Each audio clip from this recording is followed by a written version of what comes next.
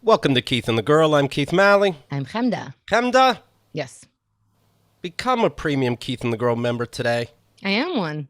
I can't miss out on anything. Then you have access to all these wrap-up shows we do. They're You have great. access to daddy issues. I'm going to do another one with Ken. He's been having a time. He was in Canada for work. Then he got COVID. Then he had to have a wisdom tooth taken out. So that's what's been going on with him. But we'll get him. We'll do daddy issues. I'm going to do another Diamond Dogs. Come on. We have Kenda's interviewing show, right? What's my name? We have My Name is Keith, where, surprise, surprise, I get all the guests drunk, and it turns out I have a drinking problem. All that is available in your VIP package.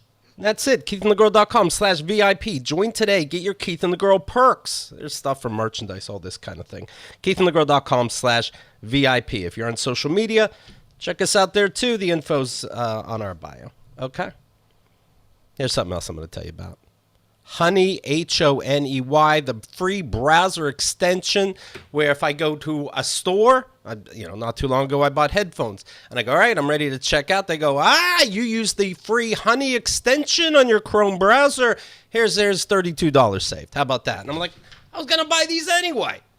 Yeah, how about that? I don't know what deal they work with the manufacturer, but I like that. Let's do it. It's Honey. It's called Honey. Here's what you do. Get Honey for free at JoinHoney. JoinHoney.com/KATG. It's literally free, installs in a few seconds, and you're missing out without it. You're doing us a favor because they support us, but you're going to be doing yourself a disservice if you don't get it. That's for sure. And yeah, of course we use it. I just said that. JoinHoney.com/KATG. All right. Today's guest. It's been a little too long. I saw when he was on the first time. This was, we're talking years. We're talking a KATG award winner, by the way. He won for the song Aggressive B. I mean, come on. It's everybody's favorite. It's Zach Sherwin. Hello, Zach. Hi, I'm released from my prison of silence. Hi, friends. Thanks for having me back on. Is that the most stressful? Yeah, is that the most stressful part of shows like this, where it's no, like, it's I'm nice. here. Can I? And you know how it's like, it's flattering when people do an impression or an imitation of you. So being introduced to me kind of feels like that. Like when you see people imitate you, it's like, they've paid attention to me. That's nice. They have thoughts about me. I exist. In a way, I'm doing an impression of you. I'm just like you with long hair and maybe a slightly higher voice. Yeah, I mean, the genetic echoes between you and me, Chemda, are very strong. Yes. I was thinking about the first time I ever did this show, and I was taking a Chinatown bus from Boston, where I lived, to New York. And I'm like a good rule follower and was like a good student and stuff like that. And so I was doing my homework and like listening to episodes of your show to like prepare so I would know what I was getting into. It was probably one of the first podcasts I've ever done. And then it was like a nice way to see how time's gone by, because my preparation for this was like not as extensive. I'm comfortable is what I'm saying. I feel welcomed into the fold. Of course, we all know Zach. Zach, of course, wrote for Crazy Ex-Girlfriend, writer and performer for Epic Rap Battles of History. Mm-hmm. And it's good to see you. It's good you to too. See you. We're going to go over some stuff. We're going to get, of course, personal with you.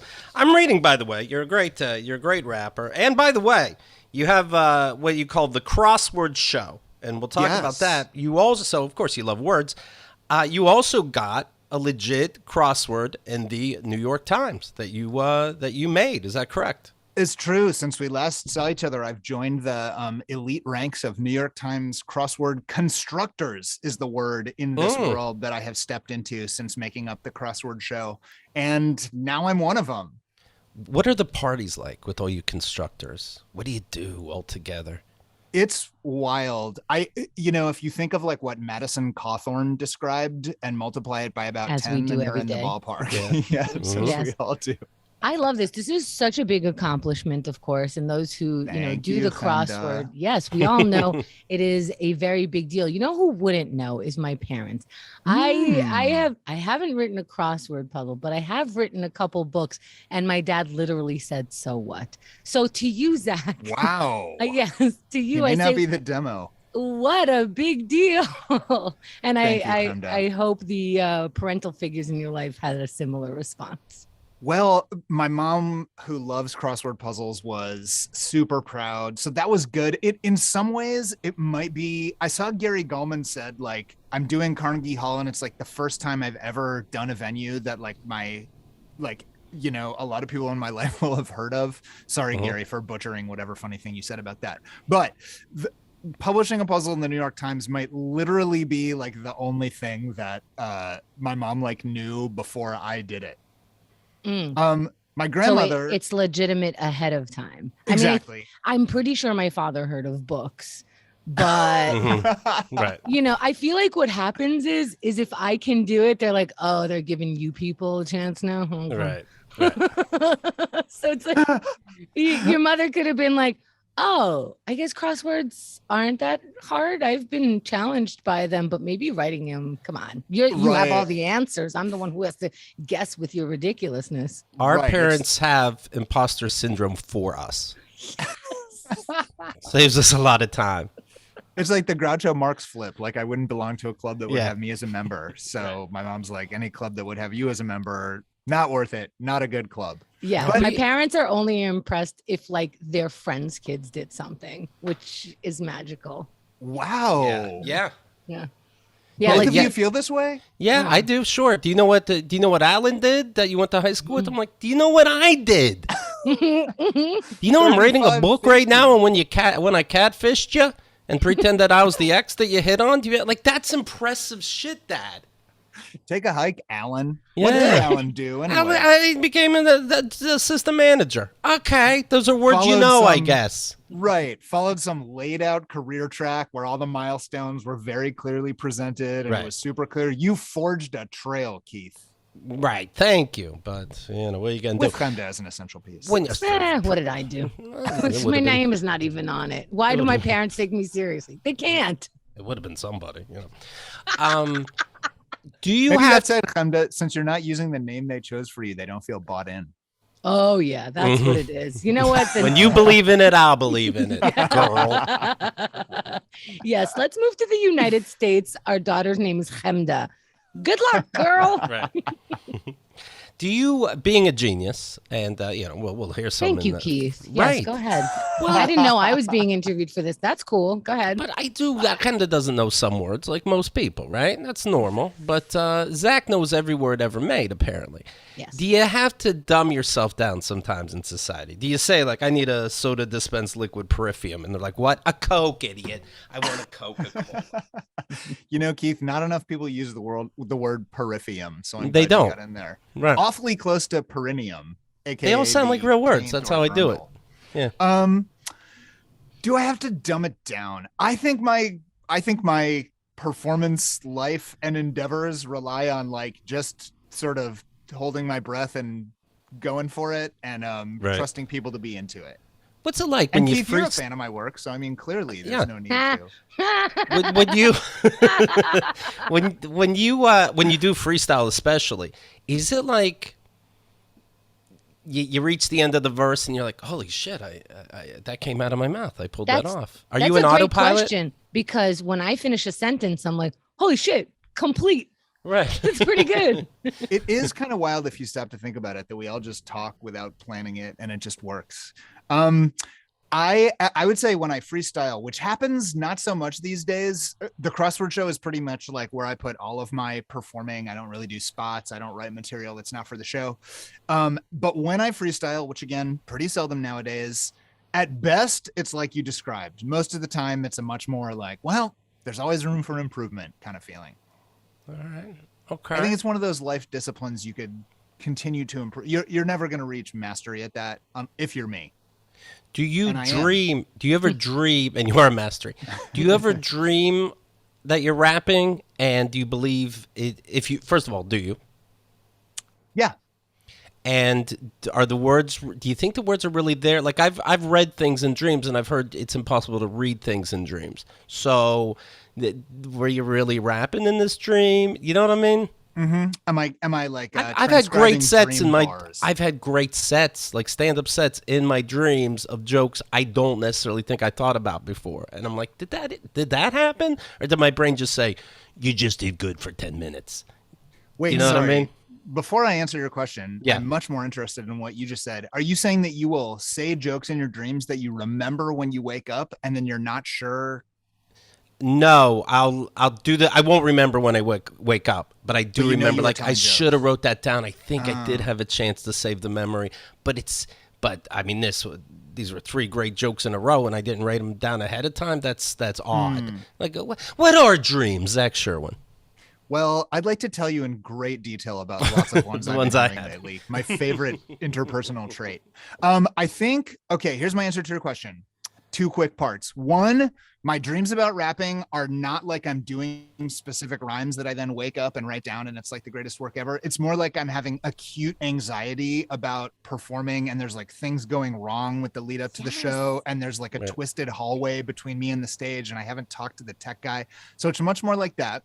And then sometimes a thing will happen where I'll go to bed with like an unresolved creative thing that I want to work out, which could be like a rhyme in a lyric. And then I'll wake up and my first thought will be the answer to it. And that just feels like, that's pretty exciting. Oh, you should pick the second one when you dream. That sounds good. Yeah, that sounds better. Well, sometimes they're interconnected. Like maybe I need to purge the performing like issues that I'm working out with my subconscious brain so that I can get to that pot of gold at the end of the rainbow. I like that as a thought pattern. Like, oh, that thought was stupid. It's just on the way to this other thought. That's fine. That's okay. And my dreams are more like your first one. If I ever have any creative dreams, they are that I am about to fuck up. I once had a dream where I am one of Britney Spears' backup dancers. Okay. And I'm like, and we're backstage and we're about to be called on stage. And I'm like, I don't know any of the choreography. And everyone's like, I know, it always feels that way right before we get on stage. Right. And I'm like, no, I don't know if you guys realized I wasn't here for rehearsal and I do not know the first step. If someone could just show it to me and then maybe I could fake it. They're like, oh, you. And I'm like, we're walking on stage. I will not know this. And they're like, that's so funny. I'm like, may I analyze, Chemda? May I be so presumptuous? Yes. Okay. To me, it sounds like Britney Spears loves me and we should get together. Yeah, right. Okay. Exactly. You're leaving money on the table by not auditioning as a backup dancer for her. I feel like I contend with imposter syndrome. And then you read all the time like, oh, everybody has that. But then yet I'm like, but I'm special and mine is like harder core than other people's. So maybe this dream is like a manifestation of a similar thing with you where you're like, no, I know I don't know the choreography. And they're like, you'll be fine. You know what? I think I'm getting what you're saying, right? And I think that you are right. I was at the bank today and I forget that I'm an adult. Talk about imposter syndrome. And I'm like, oh, this is going oddly, right? Like this person doesn't have the answer. Everyone seems to be. And I'm like, wait a minute. Everyone's a child because I'm an adult now. And I'm like, everyone at the bank is a child. No wonder this is running so poorly. Nobody knows what the hell I'm talking about, even though I'm saying the words that you gave me from a phone call. Now I'm in the place and I'm like, right, I am an adult business person. Like I am here for my business account that I own. And I'm still like, I have some money in your account. And so then I finally I recognize like now a little bit faster and faster, as an adult, I recognize that I am the adult in the place so much more often now. Right. And when I recognize that, all of a sudden words start coming into me. I'm like, you know what, I just start running. And I'm like, that's right. I'm an adult. And also adults recognize no one knows what the fuck they're doing at work. So I start asking obnoxious questions because I'm really curious. Like when I see people have regular jobs, I'm like, what does it take to be regular you? This is very interesting because it seems like you don't know the buttons you're pushing and you're basically Googling, your job, which I think a lot of people are doing. So I ask him this without trying to be insulting. I'm like, what's the major? What did you take? What was your major in college? How do you do that not being insulting? And that's a way. And he's like, I'm like, is it banking? Oh, you know how I asked it? I'm is like, banking a word or like an idea? I will say that it is a word as a genius who knows everyone. Please proceed, Chemda. So see, I'm an adult. So the way I asked it was, something like, what is the major for a banker when you're in college? Like, how would I, if I wanted to, whatever, is it like finance? Is it business? The answer can't be asshole, right? No, I'm just kidding. What? What is the major that you took? Is incompetence a major? No. I'm picking up. It can't be right? No, you tell me. So the way out of go ahead. No, go ahead. So the way out of imposter syndrome is not necessarily to realize that you're great, but to realize that everyone's a fuck up and almost nobody is good at their job. You know what? I think it's glass half full, half empty. Both of them are correct. So yeah, go ahead. Like, not only am I an adult, you're a child. So both of them are correct. So I asked him this and he goes, yeah, I didn't do any of that. I'm like, motherfucker, I knew it. Everyone who has an adult job is scamming everybody just like we are as artists. So don't give me that shit. So he took poli-sci and got a shout out to the banker who might be listening to this because I told him what I do. And you were the good one, okay? Poli-sci and minor in art history. And I was like, cool. And my next question was going to be, then how are you a fucking banker? Oh, I would have said is Picasso overrated, but yeah, we're kind of. But he explained it to me anyway. Apparently, it doesn't matter what the fuck your major is. You can just get a job at a bank. Then he's the manager of the bank. Once you get that job, you get like certification after certification, and you just keep moving up. What? You got yeah. When I tried to do business as a business person the other day at a bank. Oh like, yeah. And I tried to throw in. Yeah, I tried to use the adult words. So they're like, and why are you here? I'm like, I was on the phone. And they're like, okay. Any more information? I go, signature, account, transference, monthly. I'm trying to find the right word. Peripheum. Yeah. And then they go, okay, very good. Right this way. You have to sign some. You've proved that you're an adult. Yeah. Yes.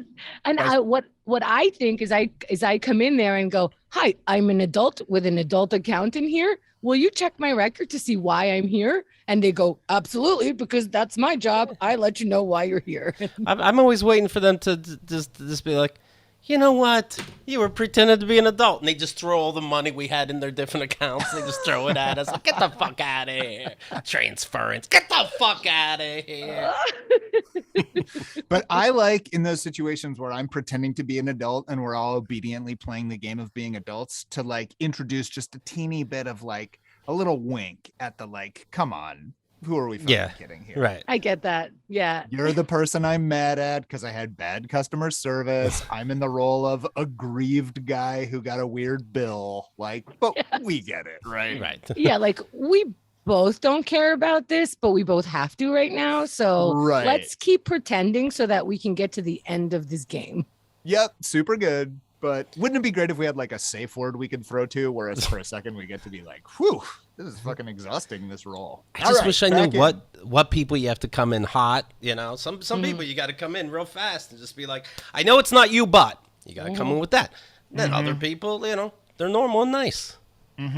Right. Are you brutal to a customer service person when you're displeased, Keith? If I have to be. You'll take the gloves off. Yeah, and not like an asshole. Him to tell me that. Sometimes you have to be firm and talk to them like they're dumb because they're acting dumb. And yes, I'm able to do that. I think when I'm being firm, I'm just more clearly and more obviously stating what's happening. Like, hey, you know, we've been here before and it seems there's a lot of incompetence happening, although I try not to use incompetence. Right. But like, you know, last time we came here, this happened. This time we came here, this happened. We're on our third or fourth person right now, starting to lose our patience. And as you can imagine, we have other things to do. We were told this would take 10 minutes. We're now at 40. Come tell me that. You can always have things to do. And by the way, she's laughing because we honestly do. Wow, how great is that? Yeah, you can back it up. You can say with conviction. Things to do. Have you ever played those games where you like have to lie to each other, like Mafia, or there's like a board game version called The Resistance, and you like everybody gets a card, and you're either like a spy or a good guy, and like the spies have to lie, and you vote them off. I hate those games and they provoke acute anxiety. But when I'm the good guy and I can say with conviction, like, I am not a spy. I just feel like my truest self. So maybe, when you have to say to someone, look, I have things I need to do. I am a busy person. I don't have time to deal with this. Let's resolve it fast. That's like a power lane. I tap yes, all my power there. When it is the truth, it's so much easier. And I have played one of those kinds of games, and I played it with my younger brother, Michael. And one of his questions was, and you're supposed to like lie to each other, which right away, I know I should just get out. But you're supposed to lie to each other. And if it's not with cards, like you're bluffing, like I don't have to say anything.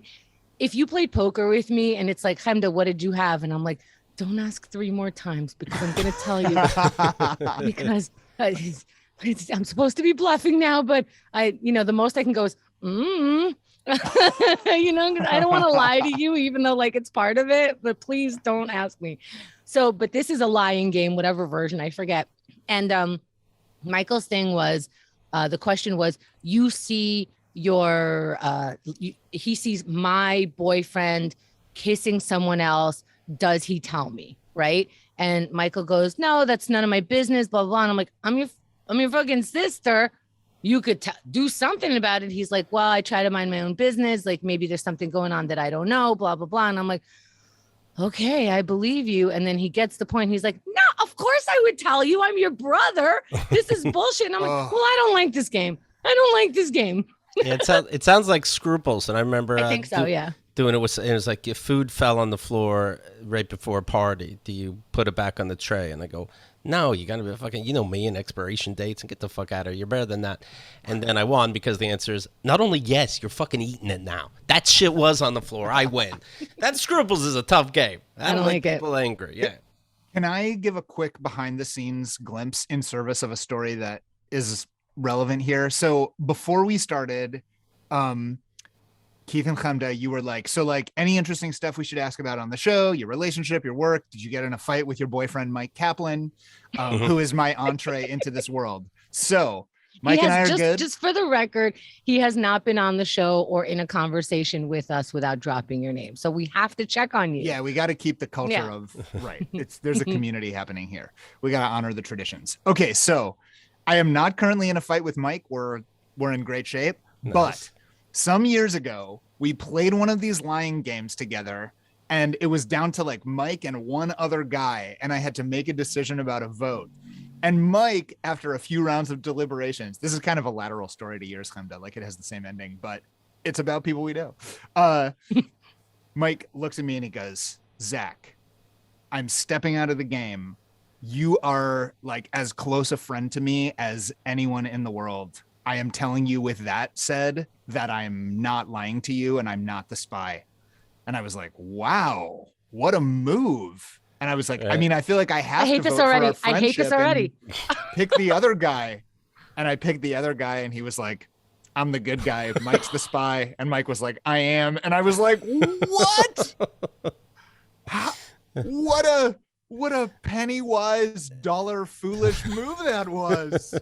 We threw our friendship card down for this game? Yeah, it's so uncomfortable because I wired up my brain like, okay, if that's how Michael feels, I completely respect it. I got to that like good point in my head, like, okay, I shouldn't put you in the middle of my relationships. And then it turns out I didn't have to do all that math and that rewiring. Like, what is anything anymore? You're like, not really fair to drag our personal relationship into this, but not fair to the other person because something that ironclad I'm going to go for every time. So you got it. Right. Damn. Oh my God. We learned, Chemda. Yeah. We play poker a bunch and Xerxes had to be like, I will never lie to you except for in poker. And I had to like, okay, because it means that he's really allowed to lie about poker. And it's like, I have a good hand. And I'm like, we're not in our relationship right now. I don't trust you.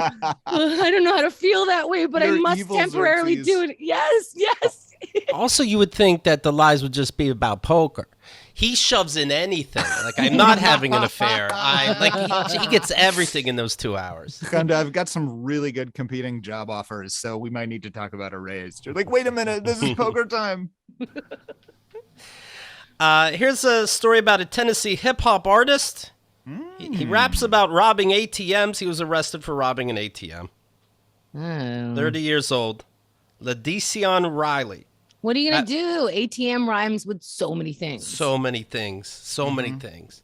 And you could do the M, you can do the machine, you can, Right. I just doubled it. I have to assume that's how words work. You really kicked that wide open, Keith. Thank you. I'm sure that's a pun or something. 213 Jugg God is the name he goes by. Busted for holding up an ATM technician at a Bank of America in Nashville. Yeah, but I do like when my music's real. I do like that.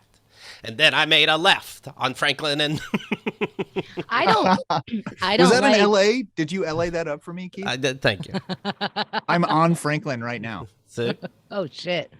That was I don't like weird, when songs have actual truth in them, because then I gotta so many songs say I will love you forever. I mean, you're gonna take me to court. That sucks. So I don't like when people, like, make up a character, be that person, get away with literal murder, but don't. Myq Kaplan has that song, "I'm Not Lying to You" in this card game. I actually, he really pushes it. I don't know enough about this to introduce such like a touchy topic, but I'm gonna go for it anyway. I'm aware that there's like a really fucked up pattern of like rap artists' lyrics being used against them in legal contexts. Yeah, I don't like that. Yeah, it's a thing. Where I like it. I like it. I like it because you throw in, because something fun rhymed with rape, and then you catch me raping. I think you can use the two together. Yeah, but then we were listening to a Beastie Boys album, and they're saying things like, I am most ill and I'm robbing and stealing. And it's like, well, you are the most ill right now, so are you robbing and stealing? Look into it. People have been on that FBI list for less, I mean. Okay, just look into them. I'm not saying disturb his fucking family dinner and throw everything out of the drawers. I'm saying look into it. Is he robbing and stealing if he's illin'? Are you saying that Biggie has somebody's daughter tied up in a Brooklyn basement? No, there's no way. There could be a way. There could be a way. Oh, yeah, face it. I just fought a real battle within myself, but I'm going to say it. It's rhyming and stealing. Does that change anything for you? They're still stealing. Because they're definitely rhyming. They're definitely rhyming. This whole time. Yeah, that makes it worse, Zach. I don't know how to play that. But right, because we know they rhyme, so we can presume they also definitely steal. And they're most ill at the time of recording. Yeah. Oh my God. And in the same song, they say they like underage girls. Oh, and they also say they're the most dusted out B-boy. And it's like, what do I take to court and what do I leave out? Because you don't want to confuse the jury. They go, it's too much, $2 million. You want to focus on something. And then you can't add shitting in a bed and throw in a wine bottle. And, calm down. I'm confused. Saying I am most ill is like a humorously like British kind of fancy pants sounding way to say like I'm the illest. I haven't thought about it before, but I am most ill. It's like thanks for opening me up to that. Well, what if they're saying something different? I just thought they were robbing and stealing. My goodness. They go, it's not even a real thing to say I'm ill. And then I'm like, okay.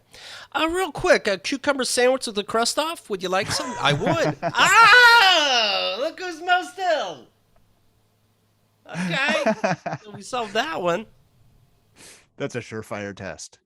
Now go ahead, please, Zach. Please. By all means. Okay, nope, I will. Didn't have anything.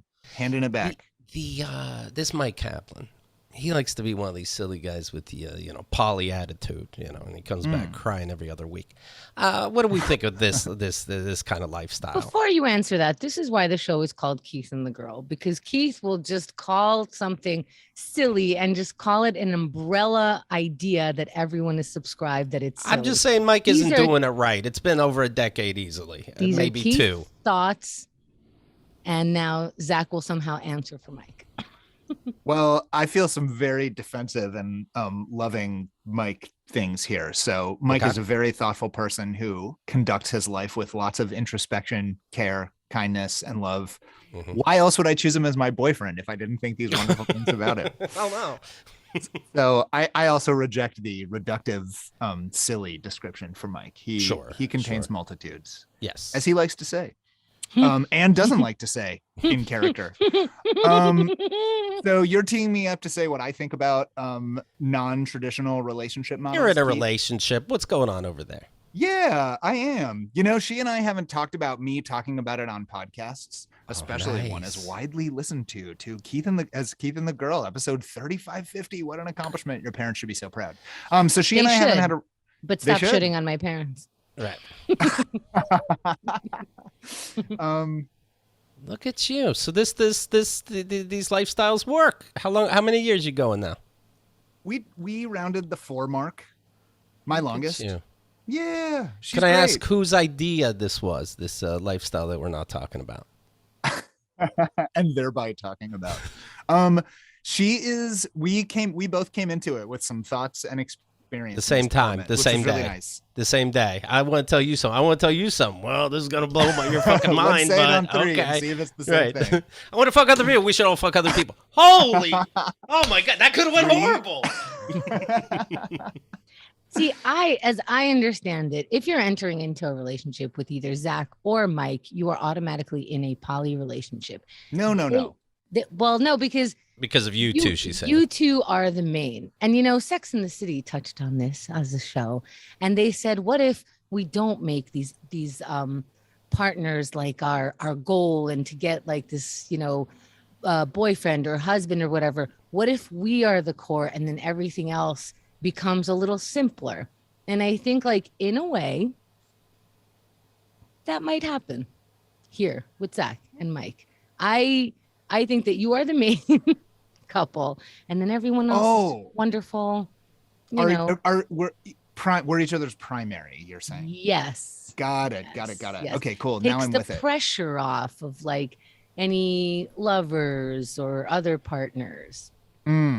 I think that was in a way true of me and Mike, and or at least I felt that way towards him, where I was sort of like, this is like my best friend and whatever else. And then we both got into relationships that we're like really happy with. So I think like any good friendship over the years and decades, and by the way, you and I, Keith and Chemda, we're like rounding, I would say we're closer to 2 decades of knowing each other than 1. But we knew you when you had a different name. That's right. And different hair. They're not unrelated.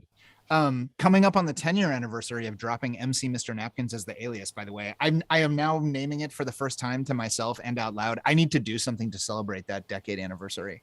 I'll think about what that could be. But that should help us not remember you in that name if we celebrate the anniversary right, of not exactly. using that name. I like this attitude. I'm like renewing my I'm like, okay, it's 10 years, so everybody really forget about it now. Now really never think about it again.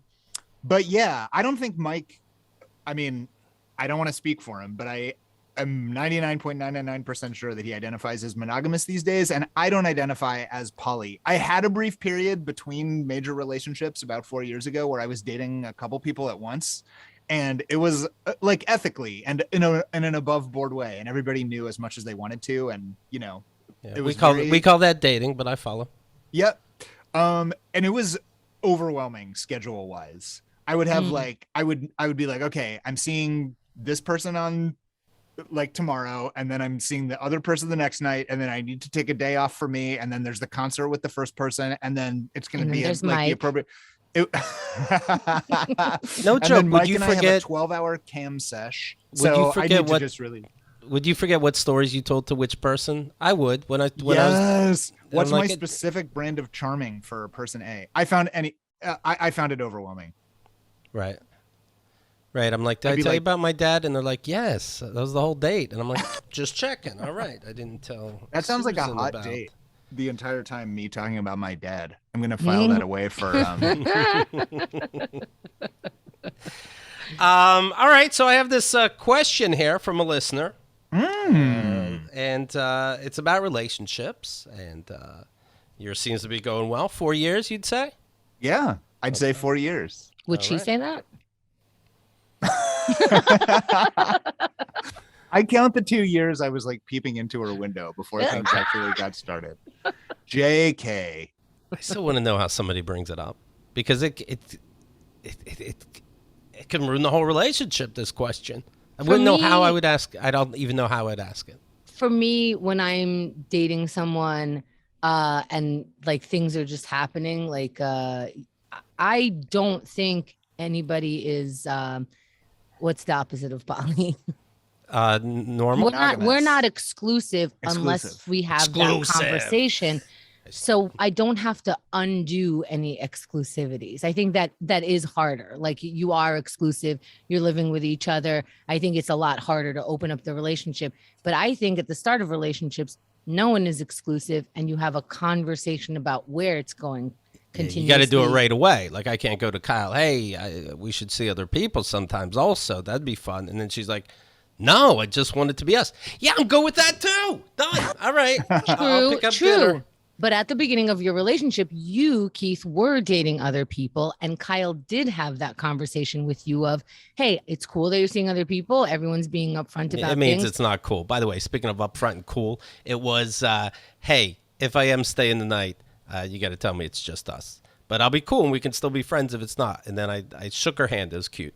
And I shook her hand and said, it's a deal. You're staying tonight.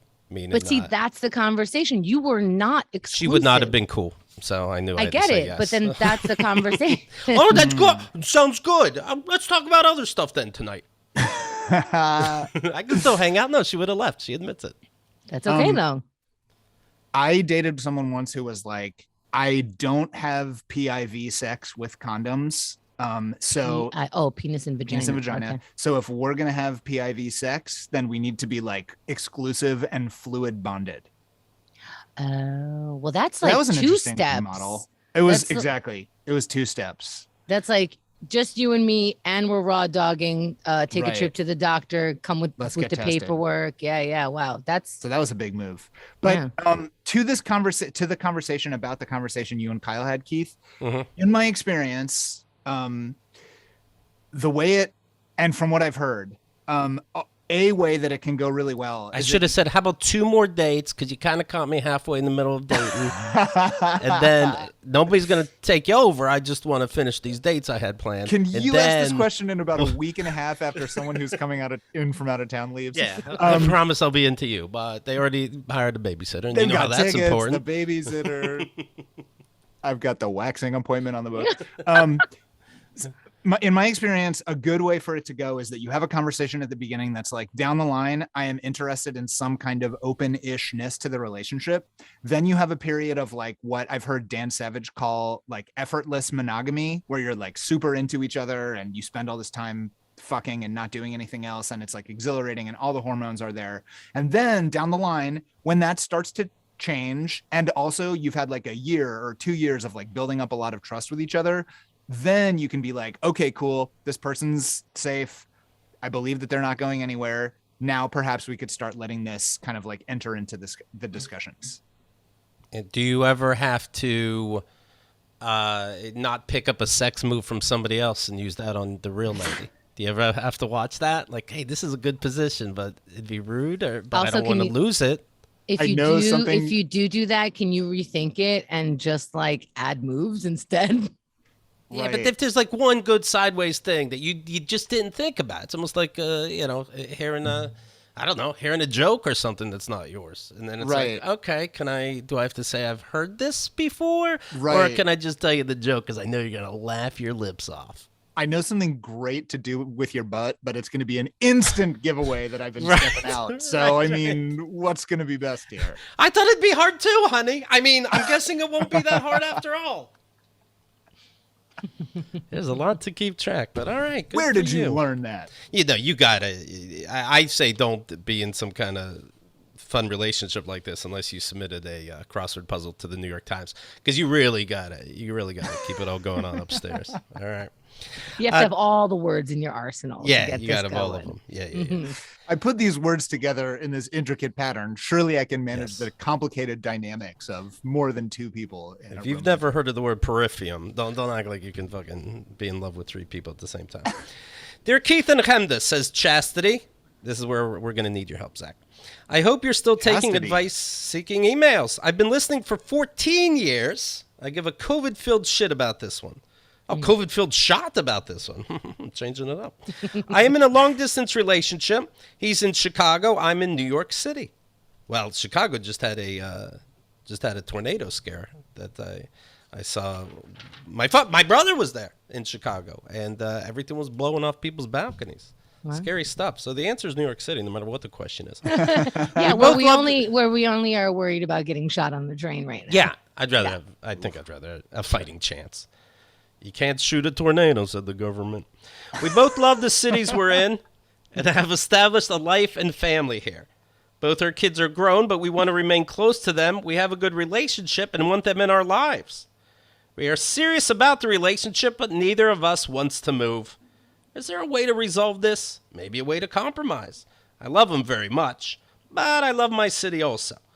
Hope to get to hear your banter on this. Thank you. Peace, love, and Keith and the girl. Chastity. Pick a third place. Right. We both have to move now. I think it's whoever has the better place or whoever has the better deal. And that's it. Grow the fuck up. Move. So you'd move to Chicago?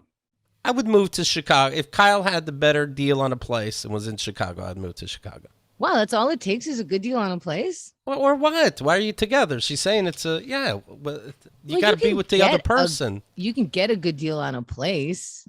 Where? Alabama. Chicago. Okay, so you really did mean a third place. All right, so we're going to go to Alabama and get a better deal on a place. Maybe skip down to Arkansas, check housing markets.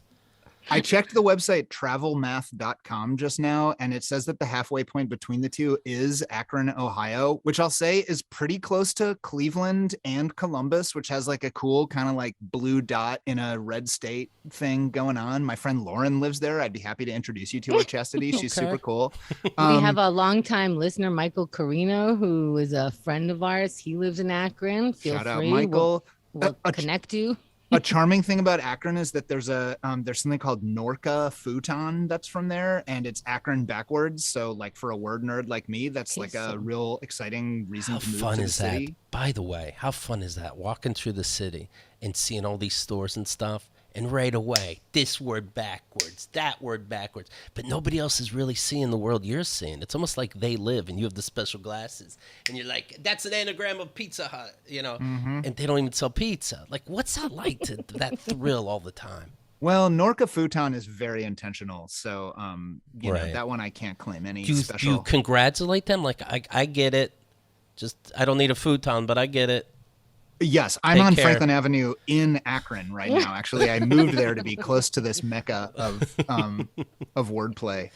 So, yeah, that's really tough. But see, here's the thing. I feel like if there were some obvious answer, like his place is better, or I can't leave because of my job, they would have thought about that. So there needs to be some other layer of adjudication going on here. Because if the answer were easy, then Chastity wouldn't be begging for your banter. I think the answer is easy, and it's right in the letter. You're both not moving. This is your relationship. Right. Cool? Make it work.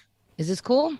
Do you have to live together? Maybe this is exciting, but if you both equally don't want to move, both of your families are separate, both of your families do this, that, and the next, don't worry about it.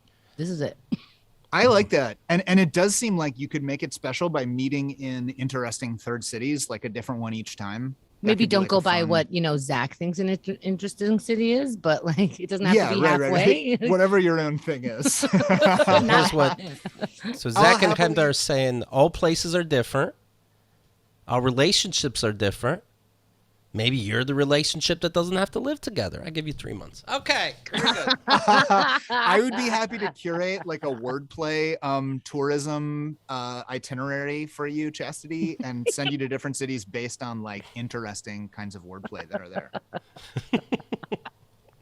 Could you do me a favor, Zach, so it doesn't sound like I'm just full of shit? Could you do a little acapella rap on this situation? We got New York City, we got Chicago, and apparently love doesn't have to live in the same building. Mm-hmm. For sure. So as requested, a freestyle about Chastity. She doesn't want she and her man to move to a bad city. But in this situation, what's bad? What's good? Should she keep her job? Should he move to her hood? What about the adult kids? It's not clear what they should have did or done or will do. On the microphone, I keep it fresh like mildew. Not hard, no. I keep it tender coming off the dome for Keith and Chemda. I dropped my mic, but it would distort the Zoom situation. Beautiful. Okay, so thanks. I certainly added no insight, nor did I move the discussion forward, but I did arguably make things rhyme. But here to me is the more interesting frontier in freestyling, okay? It's like, you know how after you master the rules of something, you can break it? Clearly, I've achieved the pinnacle of artistic expression with my freestyles. And so I thought I would open it up to myself, and I've been working on freestyling without rhyming. So here's what it sounds like. Tell me if you can kind of spot the difference. Okay. So I come off the top with the rhymeless freestyle. It sounds a lot like rapping when I'm doing it with the rhyming, but if you listen closely, then you'll notice that I haven't made anything rhyme yet. And in fact, sometimes it's like a little bit hard to freestyle without making words rhyme, but I do it. I keep the rhymes free at the end, but it still kind of sounds like rap because a lot of it is the attitude and the rhythm and how your voice sounds when you're doing the thing. But fuck that, you don't have to make it rhyme, and that's the hard part. So it's actually easy to freestyle. And it really gets impressive if I flip it up and make the syllables come a little bit faster, and I do a kind of flippity dippity sort of thing that sounds really interesting, but you'll notice that I haven't still rhymed yet, keeping it going fresh, uninterrupted, 100% freestyle without rhyme and coming off the top like that. Still no mic to drop. I'm out. And then I do the chorus and it's gonna be the same. There's no rhyming things and it doesn't matter at all. You repeat this part, you repeat this part, then we call it a chorus and you repeat this part again. Verse 2, all the details on my open relationship. No, just kidding. That was great. Kinda. We got a collab on this. He took me. He made me rap our private life. Sorry, baby. Dear Keith and Chemda, Paul says, I love keithandthegirl.com/dad. Yeah, you have access in your VIP package to all of them because you have access to every single show we've ever done. I love /dad. I'm so excited for the Dad Emails book. You weren't exaggerating when you said when your dad told your ex, not knowing it was really you, that she makes his libido jingle. That was only the tip of the dickhead. Wow, he's amazing. And then when you say to him, paint the picture. Yeah, right. And then when you say to him that he should watch out for Kat, and he runs to Kat and goes, "Is this true? I need to watch out for you." Wow, wow, wow, wow, wow. Thank you. And I can't wait to be able to see these emails with my own eyes so I can easily cross-reference his bullshit to his other bullshit. Maybe you lost a dad, but you gained another admirer for life, and I no longer allow so-called loved ones to treat me like shit. I know better. Thanks, Paul. I'm very excited as well. Thank you, Paul. Yeah, we're some amazing stuff. KeithandTheGirl.com/dad. Zach has a show, the Crossword Show. We didn't necessarily get into it. The Crossword Show is live, correct? It's live. And he puts with the New York Times crossword constructor. We learned constructor. Mm-hmm. They make these crossword puzzles, and then if you get them right, he rewards you with a skit of some kind. Am I saying this properly? You're pretty close. So yeah, so the Crossword Show has been my big project for the last few years. The pandemic was a bit of a hiccup for a live show, but that's okay. We're back. For a couple of people. Yeah. Yeah. Yeah, some people no hassle, I saw. Yeah. I don't want to claim that my experience was the most difficult, but an argument could be mounted. I didn't get to do my live crossword puzzle comedy show. Okay, so yes, no one was looking at me while I was filling out the boxes. I wanted to show how clever and cute I am. So I've written 5 crossword shows so far, and each one is with a different puzzle from a different person we get people who make puzzles for the New York Times because it is like the most, well-known, prominent one. So, it adds some legitimacy. And so they make the grid that has the words in it, and then I write the clues, but they work like normal crossword clues do, but they also rhyme. So there's like an across clues rap and a down clues rap over the course of the show. And then the way most of it works is that when the guest panel of people solving it, which is usually comedians, including tons of people you've had on your show, when they get a word right, then I do some comedy or like a little word play or even like a little musical number that's inspired by whatever word they just put into the puzzle. And then at the end, there's a big grand finale rap using all the words from the puzzle in some way that weaves it all together. Is it rhyming just to make it more fun, or is it really to dumb it down a little bit? Because these crossword puzzles are hard, and if I can rhyme, then that gives me a clue. Right. The truth is that, to to get sincere for a moment, I expect to be punished for it. The show is like, for me, I love it so much because it is like all the things that I've been doing as a performer since I started. And so it's like comedy, but also rap, but also wordplay, and also like hosting is a thing I like to do, and trivia. So it just feels like all those things come into one. And so the raps are in there because like that's part of what I do. It's my thing. Yep. People can go to crosswordshow.com. You'll see what's doing. There's going to be a tour here on the East Coast in July, Boston, New York City, DC. Two shows in New York City. Two shows in New York City. We know it's it's the big city. It never sleeps. So we want to, you might be doing something. How many shows in Chicago, Zach? 0. Boom, there's your answer. Chastity, we just fixed it. Oh, that was masterful. fuck. That's the kind of experience you only get after 3,550 shows. I have a question about booking this kind of show because you God, do I'm need in the people. middle of it. Yes, so you do need people who like we have, silent trailers where you have to guess the movie, and we're okay booking people who don't necessarily can't necessarily throw a bunch of titles at you. Like it's a lot of fun. It doesn't have to work out so perfectly. But here, I wonder if you've ever wanted to book someone, but they're just not going to be able to play well enough.